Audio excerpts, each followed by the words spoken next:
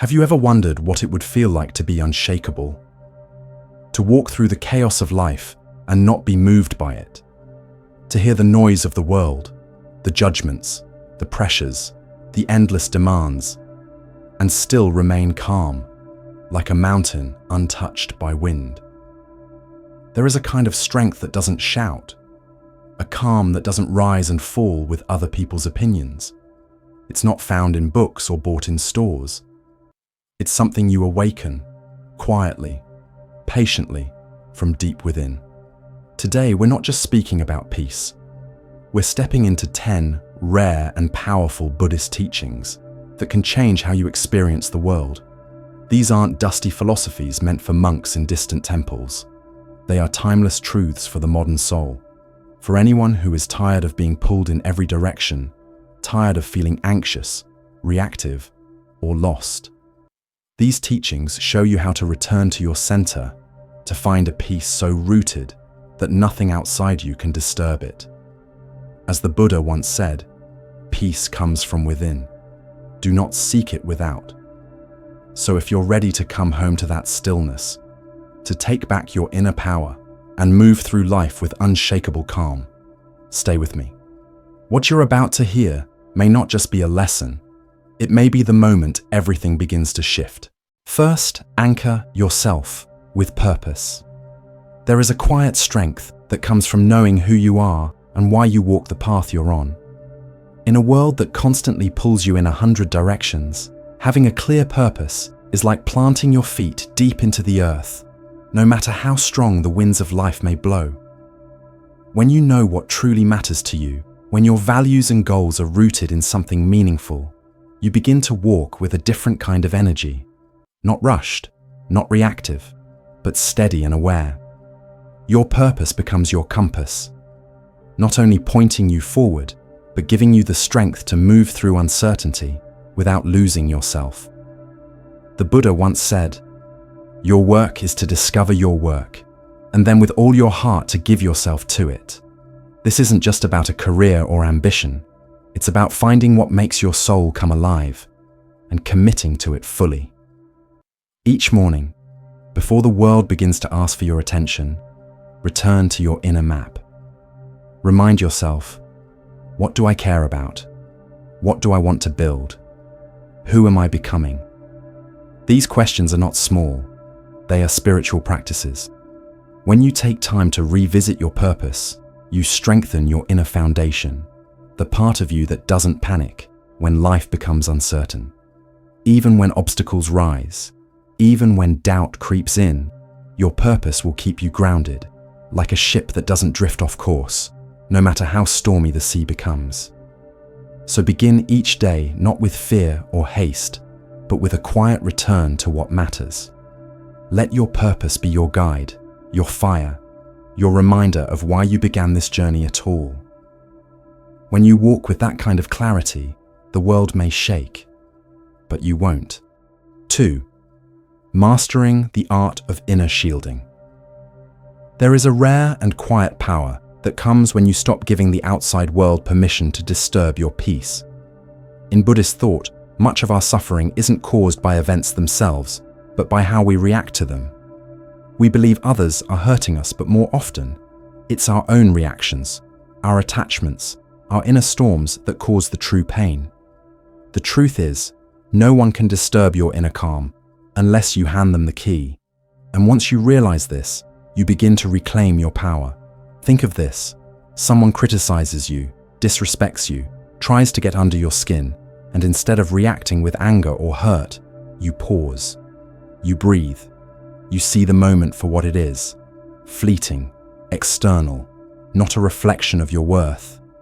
In that space, you make a powerful choice.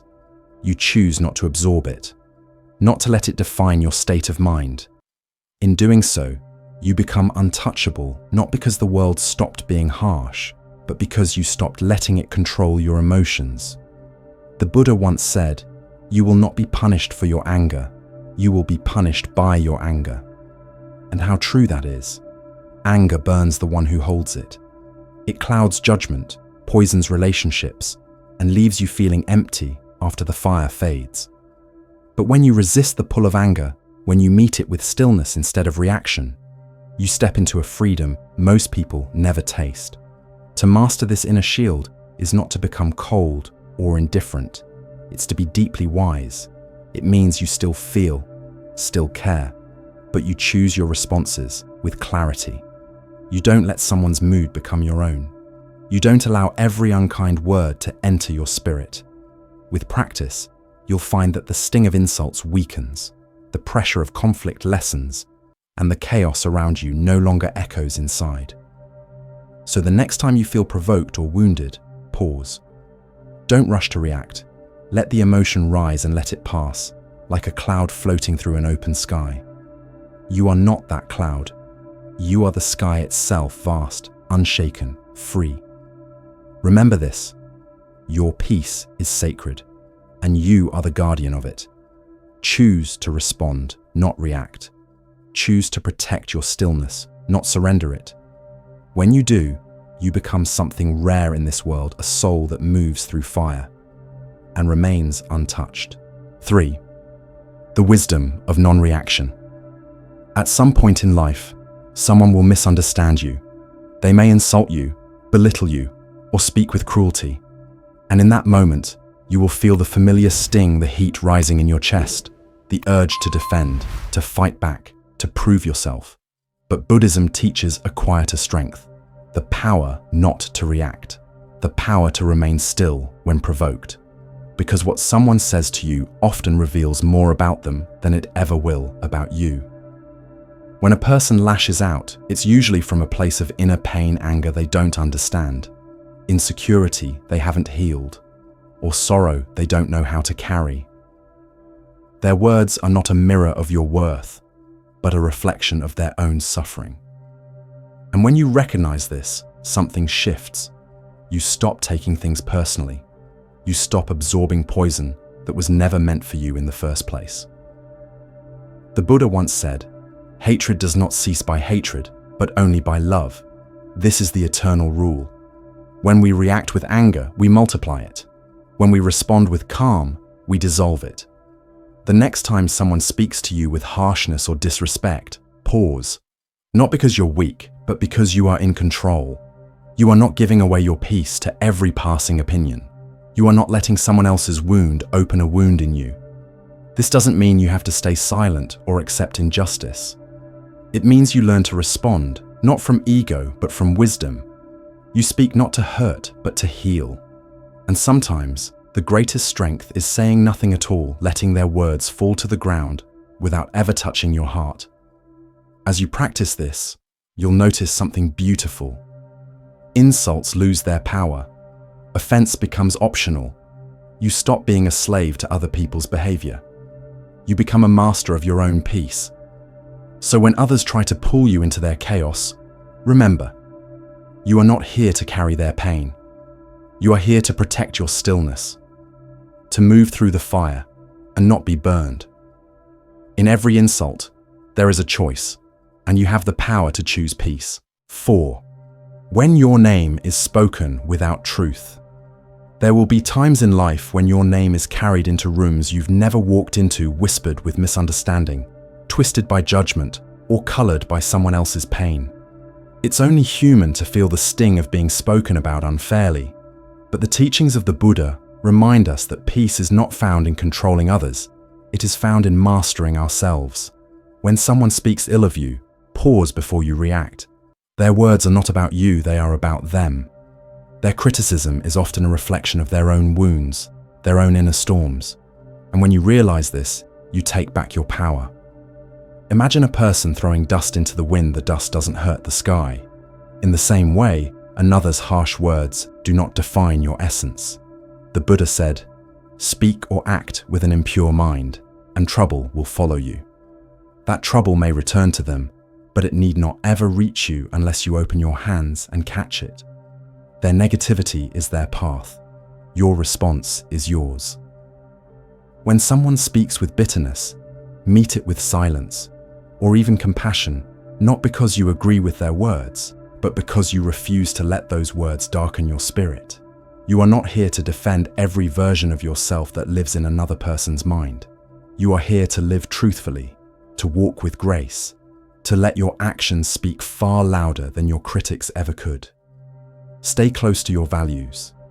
Be kind, honest, and steady. Let your life be your answer. Those who truly know you, who see how you live, how you love, how you carry yourself, will not be swayed by rumors or small minds. And those who judge you without knowing you were never your responsibility to begin with. There is great freedom in letting go of the need to be understood by everyone. When your peace no longer depends on public opinion, you become untouchable in the most sacred way. So the next time someone speaks your name with ill intent, don't let their words reach your heart. Let them fall like leaves from a tree noticed, but not held. Your peace is too precious to be shaped by anyone else's misunderstanding. Let your life be the quiet proof of who you really are. 5. The garden of the mind. What you plant, you become. Your mind is sacred ground, a hidden garden no one else can walk through but you. And whether it becomes a sanctuary of peace or a jungle of chaos depends on what you choose to plant and what you choose to let grow. In every moment, you are planting seeds, a thought, a belief, a memory, a reaction. And with time, those seeds bloom. Some into wildflowers of joy, others into thorns of regret. Most people don't realize this, that the world they experience on the outside is often a reflection of the world they've cultivated within. Buddhism teaches us that the mind is the source, the origin point of all joy and all suffering. The mind is everything, Buddha once said. What you think, you become. If your thoughts are scattered with fear, anger, comparison, and doubt, then even the brightest days will feel dim. But if your mind is rooted in stillness, kindness, and clarity, then even in the middle of a storm, you will stand untouched. Guarding your mind doesn't mean pretending darkness doesn't exist. It means not feeding it. It means standing at the gates of your awareness like a mindful gardener, choosing with care what is allowed to enter and what must be gently released. When envy knocks, you don't need to open the door. When resentment rises, you don't need to feed it. And when shame whispers in your ear, you can simply sit in silence and let it pass like a cloud drifting through the sky. There will be weeds there, always are. Old traumas, harsh judgments, fears you thought you buried long ago. But weeds only take over when we stop tending the garden.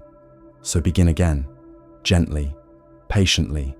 Each time you notice a negative thought growing wild, don't scold yourself. Just recognize it, and with compassion, choose again. Choose a kinder thought, a more empowering story, a deeper truth. Over time, your inner world becomes less reactive and more peaceful, not because life gets easier, but because your mind gets clearer. In a world that constantly pulls your attention in every direction, guarding your mind also means protecting your energy. Be mindful of what you consume, the news you scroll through, the voices you listen to, the environments you dwell in. Not all information is nourishment. Not all company is medicine. Some words may seem harmless, but over time, they shape the way you think about others, about the world, about yourself. Choose your influences with intention. Let your mind be a sacred place, not a dumping ground for chaos. One of the most powerful tools to cultivate this awareness is mindfulness meditation. Through it, you learn to watch your thoughts rather than chase them. You begin to see that you are not your thoughts, you are the quiet space beneath them. The more you practice, the easier it becomes to pause, to redirect, to breathe before reacting. Meditation is not escape, it is return. A return to the center of your being, where clarity lives. So remember, you are always planting. Every moment, every thought, every belief is a seed. What you plant, you will harvest in your emotions, in your relationships, in the way you see the world. Guard your mind like the treasure it is. Tend it with love, with patience, with wisdom. And soon, you'll find that peace is no longer something you chase, it's something you carry, rooted deep within. 6. the quiet strength beyond fear and shame. There are forces within us that move like shadows unseen but deeply felt. Fear and shame. Not loud or obvious, but quiet weights we carry, often without realizing how much they shape the way we walk through the world. Fear whispers of what might be lost. Shame tells us we're not enough. Together, they build invisible walls around the soul, walls that keep us from speaking our truth, reaching for what calls to us, or simply being who we really are. In Buddhist thought, these emotions are not enemies to destroy, but illusions to see through. Fear arises when we cling to outcomes. We fear failure, rejection, or even success, because each might pull us away from what feels known and safe. Shame, too, is rooted in attachment to how we think we should be seen, and how we measure ourselves through others' eyes. But the Dharma teaches, nothing we feel is fixed. Emotions arise and fall like waves. They are not who we are. They are passing clouds in the sky of our awareness. To walk the path of awakening, we must turn toward these shadows, not away from them. We must sit with them patiently, gently, without judgment.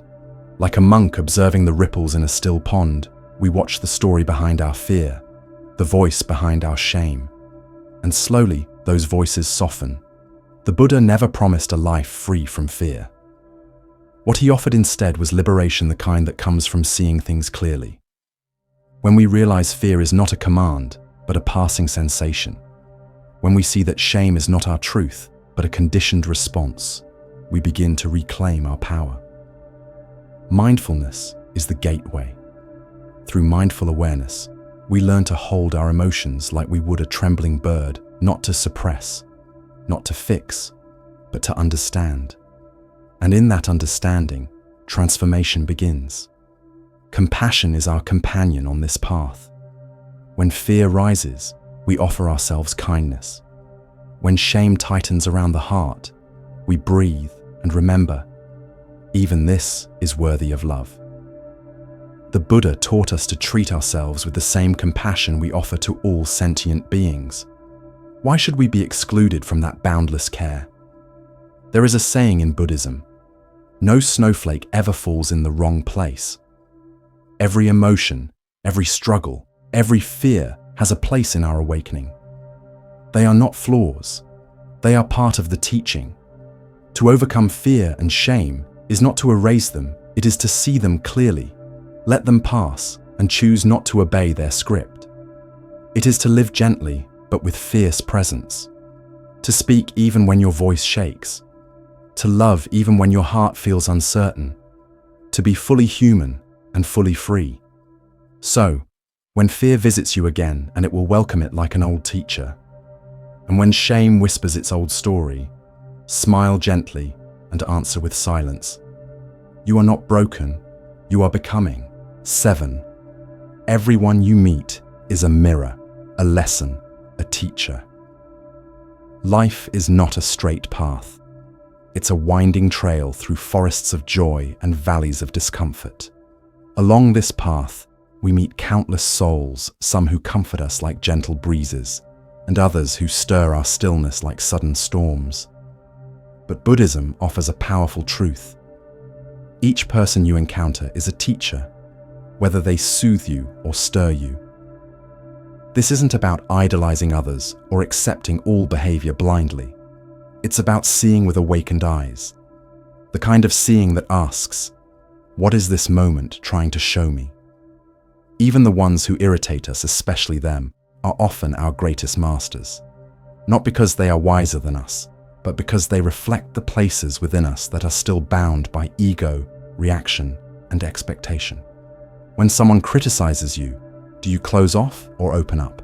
When you're triggered by someone's rudeness, is it them or your story about them that causes pain? In these questions, a teaching is hidden, not in their words or behavior, but in your response. The Buddha taught that patience is the highest ascetic practice, but patience doesn't grow in silence or solitude alone. It blossoms when we are faced with noise, chaos, and contradiction, and we choose not to lose ourselves. Imagine a candle in the wind. Most flicker and die in the presence of a storm. But the candle of mindfulness burns steady, not by resisting the wind, but by understanding its nature. Each person who agitates you is like a gust of wind. Not your enemy, but your trainer. You learn to stay grounded, not by avoiding the storm, but by standing within it without losing your flame. And what about compassion? When someone wounds you with their words, Buddhist wisdom reminds us, hurt people. Their sharpness is often their shield. Their anger, a scream from an unattended wound. Instead of closing your heart, ask, what sorrow must they be carrying to act this way? This doesn't mean you allow harm. It means you respond with clarity, not cruelty, with boundaries, not bitterness. This mindset transforms daily life into sacred practice. The impatient cashier, the rude driver, the gossiping coworker, they all become mirrors. Through them, you see where you still grip too tightly, where your peace is still conditional. But this practice is not only for difficult encounters. Those who uplift us also teach us how to love. They remind us of what kindness feels like. They inspire us to become more gentle, more present, more real. Seeing everyone as a teacher also humbles us. No matter how much you've read or how long you've meditated, there is always more to learn. A child can teach you wonder. A stranger can teach you empathy. A critic can teach you resilience. When you meet someone who triggers you, pause. Observe the emotion.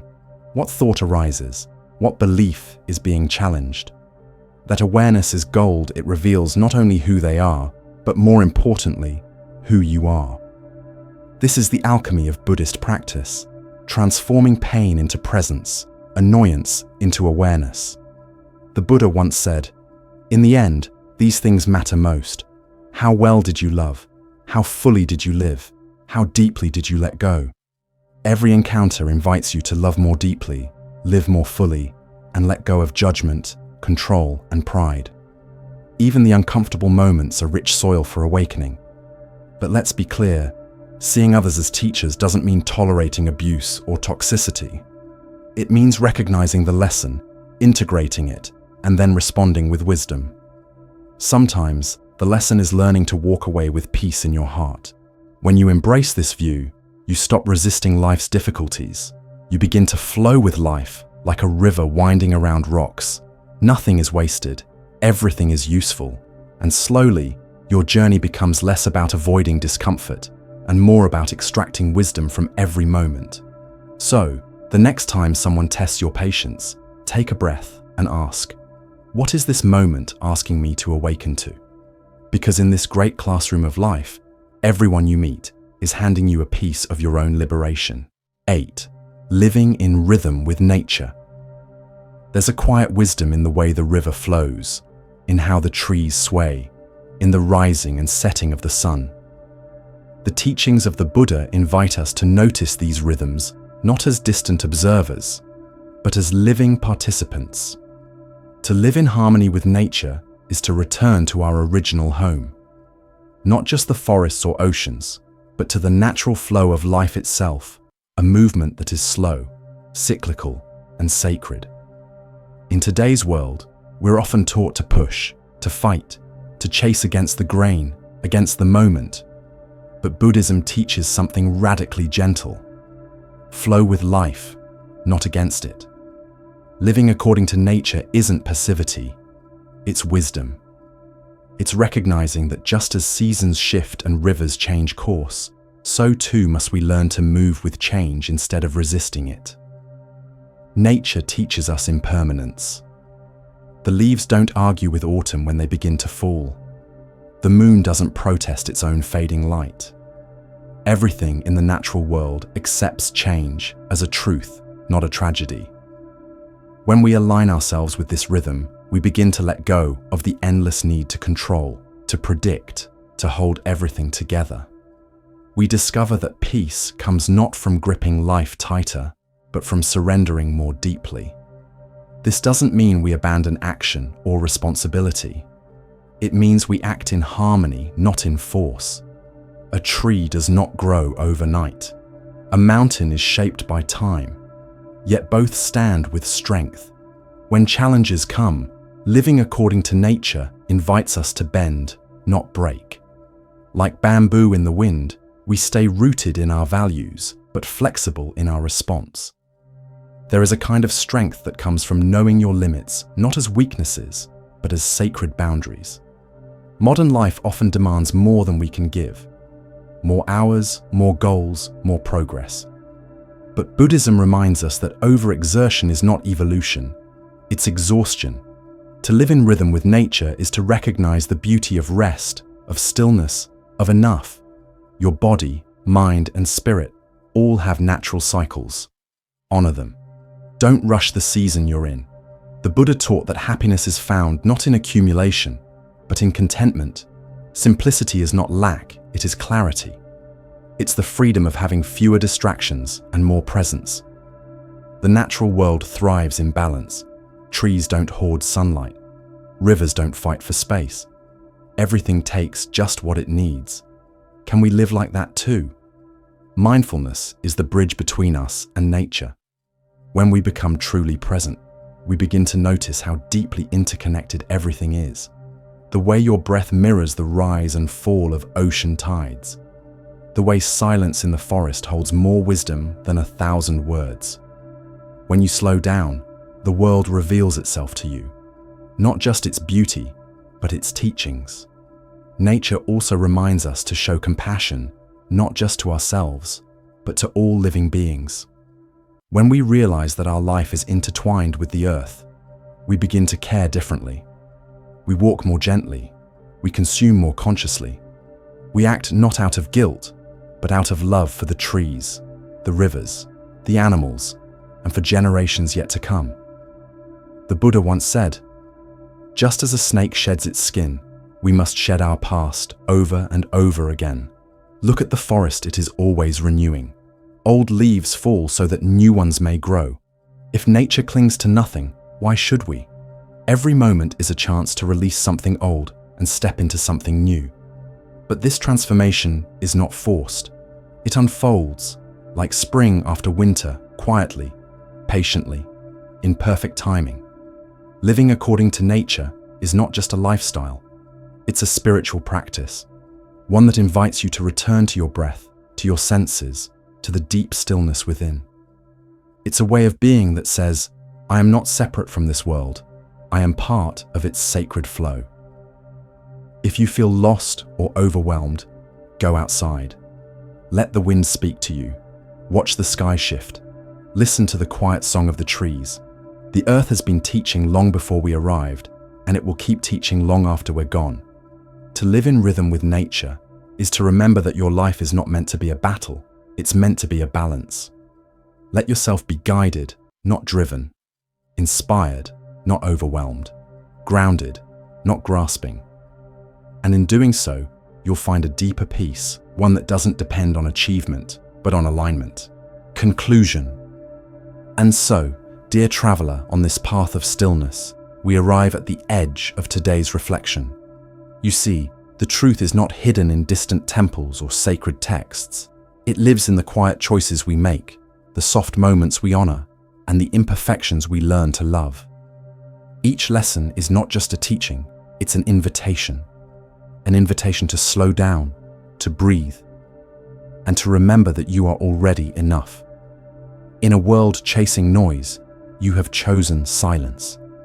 In a world racing forward, you are learning to simply be. That is no small act. That is awakening. If these words stirred something in you, a memory, a breath, a longing for peace, then let that be the seed. Subscribe to this channel if your soul seeks more than surface. Like the video to honor the wisdom shared, and share in the comments which teaching spoke to you most deeply today. Because here, we don't just watch videos, we awaken together. Until next time, walk gently, breathe fully, and carry peace like a lamp within.